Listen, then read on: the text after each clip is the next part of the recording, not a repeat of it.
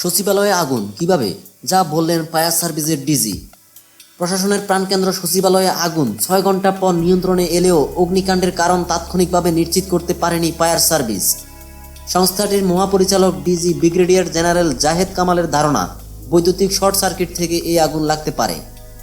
বৃহস্পতিবার সকাল 6:45টায় সচিবালয়ের সামনে ব্রিফিংয়ে তিনি বলেন, সচিবালয়ে আগুন লাগার কারণ সম্ভবত ইন্টেরিয়র ডেকোরেটর ছিল।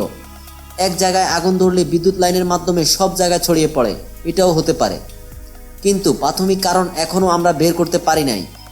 আগুন নেভানোর পর আমরা যখন সব জায়গায় তল্লাশি করব তখন আপনাদেরকে বলতে পারবো। ব্রিগেডিয়ার জেনারেল জাহেদ কামাল বলেন, আমরা যতটুকু জানতে পেরেছি 3টি জায়গায় একসাথে আগুন দেখা গেছে।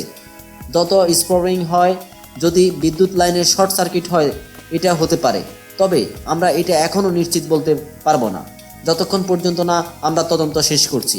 কিন্তু এটা হতে পারে, এটা হয়েছে আমরা বলবো না। যদি শর্ট সার্কিটের বিষয় থেকে থাকে, যদি একই লাইন হয়ে থাকে তাহলে এটা হতে পারে।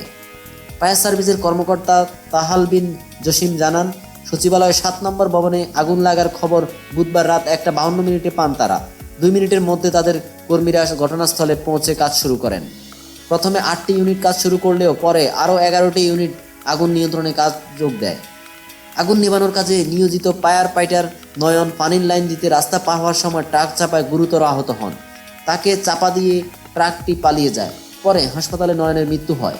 আগুন লাগার 6 ঘন্টা বাদে তা নিয়ন্ত্রণে এসেছে বলে বৃহস্পতিবার সকালে ফায়ার সার্ভিস জানানো হয়েছে।